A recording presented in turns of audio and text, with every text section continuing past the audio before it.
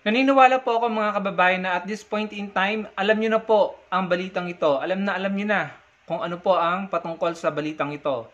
Na yung pong ex-aide, security aide ni Sara Duterte, dating security aide na nakakulong po ngayon, ay naglabas po ng sinumpaang salaysay at notarize po. At doon po sa sinumpaang salaysay niya, idinadawit po niya si Sara Duterte doon sa tinatawag na magnetic lifter na sumambulat po noong 2018 kung hindi ako nagkakamali. Kung maalala po, pinaimbestigan nito nila Senator Trillanes sa Senado at nandun po si Pulong at saka si Manscarpio, si Mark Taguba at saka si Laguban. Ang naalala ko na nababanggit noon ay si Manscarpio, si Pulong Duterte at si Michael Yang. This time, nabanggit na po si Sara Duterte at ang mismo nagbanggit ay yung former aide po ni Sara Duterte.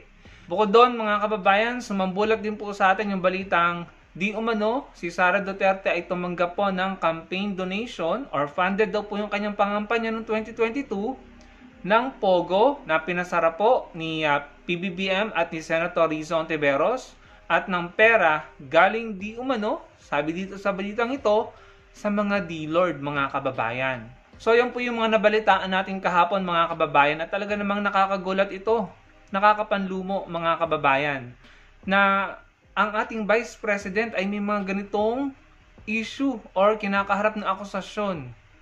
Doon po sa sinasabing yung kampanya ni Sara Duterte noong 2022 ay pinondohan ng pera galing Pogo, meron po akong naalala. Kung maalala niyo po, itong balitang ito na si Harry Roque ay nag-donate kay Sara Duterte sa kanyang kampanya noong 2022. Si Harry Roque ay nasasangkot sa mga anomalya at issue or akusasyon involving Pogo, mga kababayan. So, nagkaroon ako ng idea or teorya na maaaring totoo yung sinabi nung ex or former security aide ni Sara Duterte na tumanggap siya ng pera para sa kanyang kampanya galing sa Pogo. Dahil nga po, nabalitaan natin na si Harry Roque ay nag-donate ng, if I'm not mistaken, 36 or 26 million pesos kay Sara Duterte nung kampanya and siya po ay nasasangkot sa mga anomalya ng Pogo. Nung hininga na po si Harry Roque ng Quadcom ng mga dokumento para patunayan niya na siya ay nagmana ng kayamanan sa kanyang tiyahe na yumao, kung di po ako nagkakamali, yun po yung kanyang alibay, biglang nawala na po si Roque sa bansa at ayun na nga po, nagpapa-asylum na sa the Netherlands, no? At hindi siya nakapag-present ng mga dokumento. So, maaring, para po sa akin, malakas po ang posibilidad na totoo yung unang akusasyon na yon na tumatanggap ng Pogo money si Sara Duterte para sa kanyang kampanya. Regarding naman po dun sa money or sabihin na natin, no? Kahit nakakakilabot sabihin, drug money. Sabi dyan sa balita eh. So regarding dyan, malalaman po natin yan kung totoo, kung mabubulat-lat na po, mabubusisi ang bank account at bank transaction ni Sara Duterte at ng kanyang asawa. Kaya kailangan nilang pumirma ng bank waiver. Kaso ayaw nga po nilang pumirma ng bank waiver. Kaya ang gagawin, within this week or next week, may di umanong magsasampa ng kasong plunder kay Sara Duterte. Yan po ay according din kay Senator Trillanes, na parang civil society group, magsasampa sila ng plunder sa ombudsman at kapag nangyari yon, wala na pong kawala. Hindi na po matatanggihan ni Sara Duterte na mabulatlat ang mga bank transaction. Kung sila ay nagwi-withdraw ng bilyon-bilyon at malalaking halaga ng pera ng mga nakaraang taon, kahit na-withdraw na nila yon, makikita po yun sa transaction history ng kanilang mga bank accounts. So malalaman. At yung mga nagdedeposito, malalaman yung mga date at kung kanino nang galing. At malalaman yung mga identity ng mga depositor. So doon po natin malalaman kung tumatanggap nga po ng drug money si Sara Duterte at ang kanilang bank account basically. No? And then, eto na. Kapag nalaman natin ng mga bagay-bagay, bubuksan na naman yung issue ng magnetic lifter na yan na nakapagpapasok ng bilyong-bilyong halaga ng pinagbabawal na gamot. Ang panahon pa mismo nung tatay ni Sara Duterte, ni Rodrigo Duterte, na sinasabing galit na galit sa droga. Pero sa panahon niya, napasukan siya ng malalaking halaga, bilyones na halaga ng pinagbabawal na gamot. At sinong napanagot? Wala, kundi yung maliliit na tao. Ano, bodigero ba yun? Or custom broker? Maliliit na tao. Yung mga mismong mastermind at mga malalaking tao na talagang, alam niyo yun, nasa likod nung mga magnetic lifter na yun. Hindi lang ito isang beses nangyari. If I'm not mistaken, twice na napasukan ang administrasyon ni Duterte ng ganong kalalaking halaga. Pero sinong napanagot? Maliliit na tao na sa aking palagay, nung pinanood ko yung mga testimonya nila sa Quadcom, mukhang mga inosente at talagang naging fall guy lang mga kababayan. Parang yung war on drugs ni Duterte, ang mga na-EGK, yung mga street level. Walang mga big time. Karamihan mga mahihirap. Kaya, nakita natin yung hypocrisy or pagiging double standard. At saka, nasasabi natin peke, no? So kapag napatunayan ito, yung akusasyon kay Sara Duterte ng mismong tao niya dati, mismong tao malapit sa kanya, nagtatag ng Isip Pilipinas, yung grupo na sumusuporta sa pagtakbo ni Sara Duterte sa pagkapangulo. Mismong malapit sa kanya ang nagsiwalat at pumirma ng sworn affidavit, no? At notarized ito. Nagsasalita against sa kanya. Marami itong alam kung ako tatanungin nyo. Parang si Garma, si Matobato, si Asierto, si Las Cañas, na mga dating DDS pa, malalapit mismo or malapit talaga mismo kay Duterte na tumatanggap ng order directly from Duterte. So, nakakakilabot mga kababayan at nakakatakot at nakakalungkot kung ito'y mapapatunayan na ang ating pangalawang Pangulo, ang kanyang pamilya, silang magkapatid, ang kanyang asawa ay involved kung mapapatunayan. Dahil ang daming Pilipino ang namatay diyan sa pinalabas nilang sinasabing peking war on drugs. Tapos malalaman natin na involved pala sila. So nilinlang nila ang mga Pilipino pag nagkataon na mapatunayan yan. Lahat pala ay peke, pagpapanggap para palabasin na sila ay galit sa pinagbabawal na gamot. And then eto, tumatanggap di umano ng pera, campaign donation from Pogos and drug money, mga kababayan. Nakakakilabot, nakakatakot. Gaano na, kung yan ay totoo, gaano na katagal nila itong ginagawa. Kaya kailangan po talagang matuloy ang impeachment trial at matuloy ang pagsasampa ng kasong plunder kay Sara Duterte nang malaman natin ang totoo.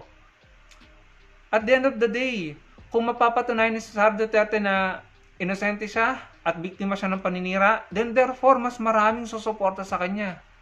At mas siguro maraming hahanga sa kanya na pambihira, ang dami niyang ibinato kay Sara Duterte, yung pala, napatunayan niyang inosente siya. Hindi po ba? Ito'y advantage niya. Pero paano niya mapapatunayang inosente siya kung hindi siya pumipirma ng bank waiver? Nag-petition siya sa Supreme Court para hindi matuloy ang impeachment trial, and umiiwas sila sa investigasyon. Si Pulong, umiiwas sa investigasyon ng ICI, tapos mababalitaan mo, magta-travel sa 16 or 17 countries? Hindi po ba mga kababayan, talagang mapapatanong ka na lang. Nakakakitaan sila ng mga senyales na talagang matatanong mo ang sarili mo, guilty ba kayo? Bakit hindi nyo harapin ng diretsahan, head on, 'di ba? Bakit hindi nyo harapin ng diretsahan or head on? Yung banggain nyo, yung mga pinakikita nilang ebidensya, testimonya, patunayan nyo na hindi totoo. Kagaya ng ginawa ni Senator Laila de Lima or Congressman de Lima. Kagaya ng ginawa ni Trillanes. Pero hindi Puro pag-iwas ang nakikita natin, ang observation natin. Delaying tactics, diversionary tactics, drama, appeal to emotion, at kung ano-ano pa para lamang ma-divert ang atensyon ng mga tao. Hindi naman natin kinakalimutan yung korupsyon na nangyari sa mga flood control. Panagutin silang lahat at sana makulong na before December 15 ang pangako sa atin ni Ombudsman Boying Remulla. Before December 15 may magpapasko sa kulungan. Nakaantabay din tayo doon, nagmamasid tayo at tinututukan din natin yon. Pero hindi rin natin dapat baliwalain yung mga expose ng mga dating malalapit na tao sa mga Duterte. Kagaya niyan, former aide, security aide dati ni Sara Duterte ang nagsalita na mismo patungkol dyan. So ano to? Ito'y mabigat na akusasyon, seryoso, at dapat nating malaman ang totoo. Tayong mga Pilipino, we deserve to know the truth. We deserve to know kung ano ba talaga ang totoo patungkol sa mga akusasyon na yan. Dahil kung yan ay babaliwalain at papalampasin, paano kung totoo? E di, hahantong tayo sa panahon na pamumunuan tayo or pinamumunuan tayo ng masasamang tao? Sindikato? Hindi po ba mga kababayan? Sana maunawaan ng Duterte camp ng mga DDS na hindi lahat ng mga Pilipino ay DDS na madaling mapaniwala at emosyonal, na may magdrama lang sa kanila ay maaawa na. Hindi po lahat ng Pilipino ay kagayang mag-isip ng mga DDS. Maraming Pilipino ang matatalino at hindi hihinto hanggat hindi nalalaman ng totoo. Mabibigat na akusasyon ang binato kay Sara Duterte. Magnetic lifter, ini-involve siya. Pogo and drug money, sinasabing tinanggap niya para sa kanyang kampanya, and yung sinasabing pag-receive ng mga bank accounts nilang magkakapatid ng drug money, yung isiniwalat ni Senator Trillanes. Bakit hanggang ngayon hindi nila pinapakulong si Senator Trillanes, hindi nila kasuhan ng libel? Para kung sinasabi nilang kasinungalingan, paninira, panagutin nila si Senator Trillanes. Kaso andyan pa rin si Senator Trillanes na mamayagpag kahit wala na sa posisyon. Lumalaban, patuloy na lumalaban. And ngayon nga, mismong former aide na ni Sara Duterte ang nagsasalita. Sobrang close niyan kay Sara Duterte at kay Duterte mismo, dun sa tatay.